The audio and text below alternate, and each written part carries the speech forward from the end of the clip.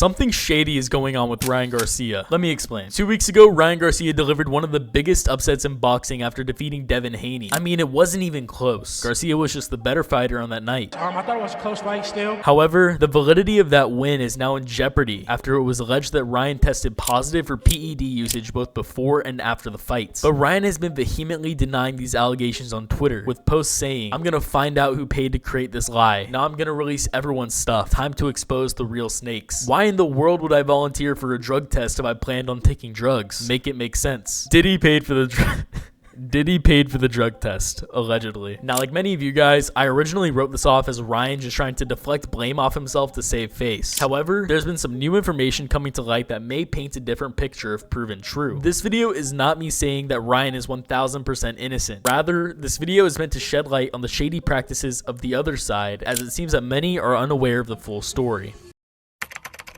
During the fight, there were a few strange things that the audience didn't let go unnoticed. The 7th round was specifically the most controversial. Haney got knocked down for the first time ever in his career, and he was stumbling to get back up. He clearly didn't look fit to fight, yet the ref, who goes by the name Harvey Doc, let him keep going. And this same trend continued throughout the remainder of the fight, as Haney would get knocked down a total of 3 times, allegedly. Were you in favor of one fighter or another at all in this fight? You know, when I hear things like that, it's almost comical to me. I've been around this sport more than half my life, 35 years, and I haven't compromised my integrity up until now, so I'm not going to start. I'd rather walk away from the game before I start doing that. So to answer that, absolutely not. That's actually foolish, but almost comical to me. So that comes, I guess, with the territory. People make allegations, and no matter how outlandish they may be.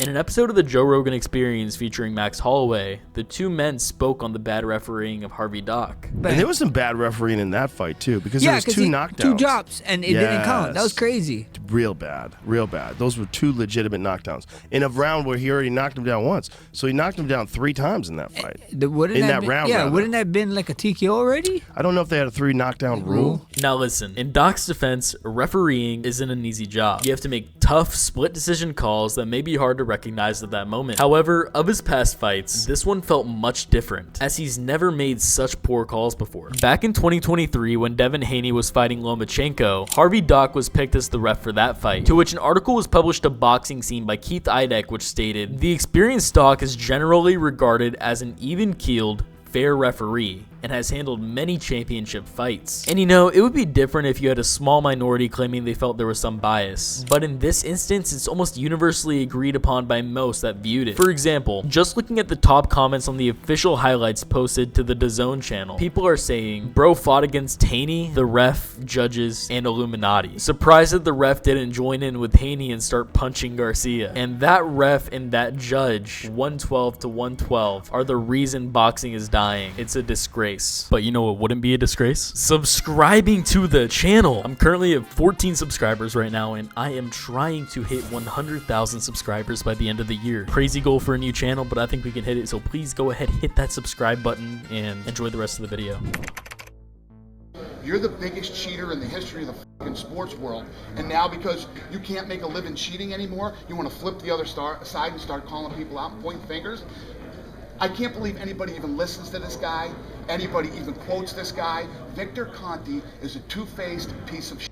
If you've been paying attention to the drama, you've likely seen the name Victor Conte pop up on your timeline. However, if you've never heard his name, let me catch you up to speed. Conte, the oldest of 3 siblings, was born in Fresno, California to a family of Italian immigrants. He went to Fresno City College, but dropped out in 1969 to pursue music. He actually played for a band which was called Pure Food and Drug Act. Yeah, pretty ironic now. Eventually, he left his music career behind and founded the Bay Area Laboratory Cooperative, also known as Balco. Originally, the company was built on the creation of vitamin and mineral supplements which he claimed would boost the performance of his athletes. However, around the year 2000, he began to shift his focus from creating legal supplements to creating illegal steroids. Again, very ironic. According to Duncan McKay, with the help of a chemist, Conte developed his own form of anabolic steroids that he claimed would be undetectable in athlete testing. Administered in dropper form under the tongue, he named his steroid the Clear for its watery consistency. In order to prevent the Clear from changing athletes' hormone levels, samples, which would reveal their steroid use. He developed a second component that would even out the hormone changes called the cream, a topical steroid applied to the skin. It was part of a cocktail of drugs, including modafinil, given to athletes by Conte to give them a cutting edge and evade the testing system. This operation was exposed when athletes like Kelly White and Dwayne Chambers tested positive for banned substances, leading to investigation by anti-doping agencies. Despite the controversy and legal consequences, Conte boasted about the millions he made from selling his supplements and expressed mixed feelings of remorse and pride for his athletes he helped achieve success. Now this is where things begin to get a little sketchy and slightly conspiratorial. In a USA Today article posted by Josh Peter, it says, Conte, 73, said he helped create the Voluntary Anti-Doping Association, the nonprofit that conducted the 2 drug tests Garcia failed before his fight with Haney. And supposedly, Conte uses VADA as evidence that he is now committed to working against drug cheats. However, in the same article, it says that USA Today contacted VADA and they were met with a response from their attorney, where he disputed Conte's assertion by stating Victor Conte was not involved in the formation of VADA. So we have 2 conflicting statements. This led me to begin to dig deeper, and I may have uncovered something fairly interesting. In an exclusive interview with Conte in 2011, he stated this. I'm going to tell you something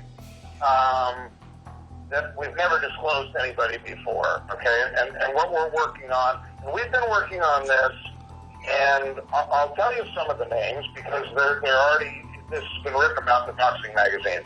Okay. It's Dr. Margaret Goodman. It's Dr. Flip Homansky.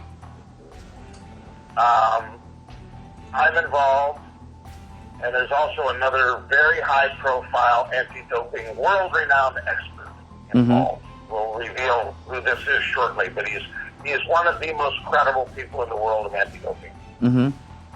Has agreed to be involved. So, and it's called VADA, and VADA, V-A-D-A, stands for Voluntary Anti-Doping Agency. So this is what you're probably reading between the lines here. You know, what have I been talking with Zav about? What have I been talking with Nonito about? What have I been talking with Virgil Hunter, the trainer of Andre Ward, about? We've been working on this since September of last year. And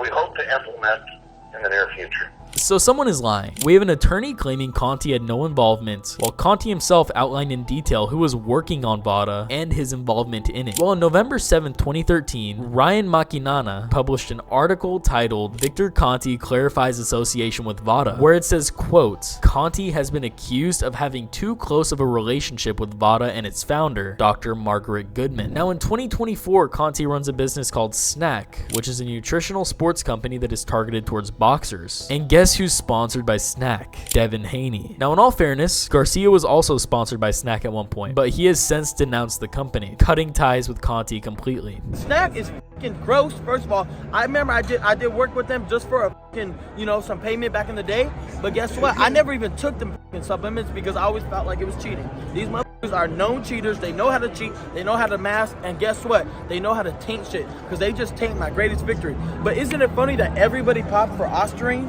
Why is it that everybody popped for Ostarine? Come on, man, this is an inside job. It doesn't help Haney's case when you have videos like these circulating the internet. I love Victor Conte, man. If you own anything and you try to fight Devin Haney, guess what?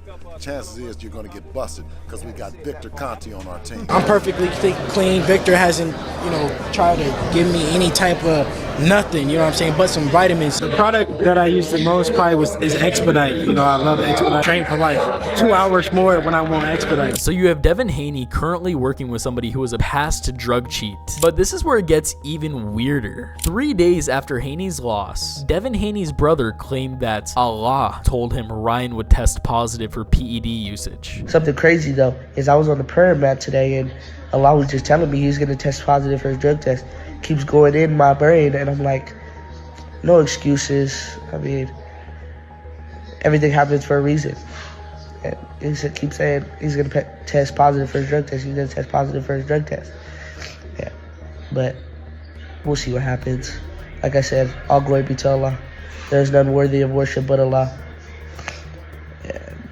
Now, did they have insider information? Was it just a lucky guess? Did God really put it in his brain? I have no clue. But what I do know is that clip right there was incredibly sketchy.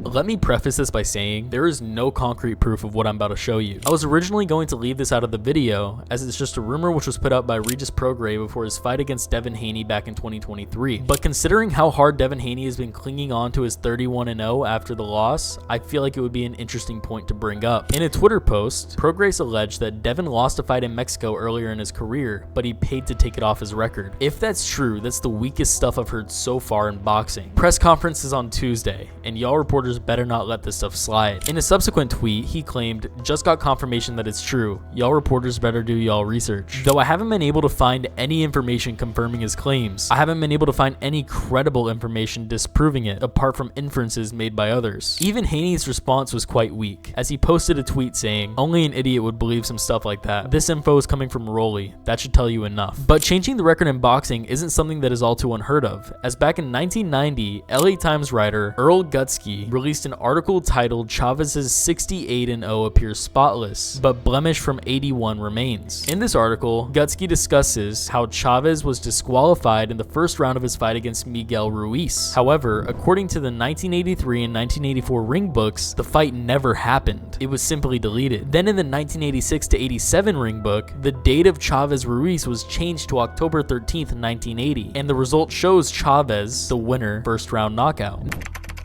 So what now? Well, Ryan Garcia is going to have to prove to the New York State Athletic Commission that he didn't cheat. His schizo posting on Twitter likely isn't going to help his case, as he's going to have to provide solid, concrete evidence to support his claims. Ryan tried to claim that ashwagandha was the reason for his failed PED test, but the company that was displayed in the video has since come out and said that their product does not contain any ostarine, which was what he was flagged for. As interesting and deep as the Victor Conte rabbit hole goes, that still is not good evidence, as at the end of the day, there is currently no proof that Conte actually did tamper with his tests. In fact, Conte has been posting heavily on Twitter in an attempt to save his image, where he's getting met with, let's just say, some not so kind replies. But at the end of the day, this whole situation is incredibly unfortunate, and it will likely end in the fight getting ruled a no contest. Now, I want to hear what you guys think about this. Do you think Ryan is innocent? Is there some larger conspiracy going on? Let me know what y'all think in the comments below. Thank you so much for watching. Please drop a like and subscribe if you enjoyed, and yeah, see ya.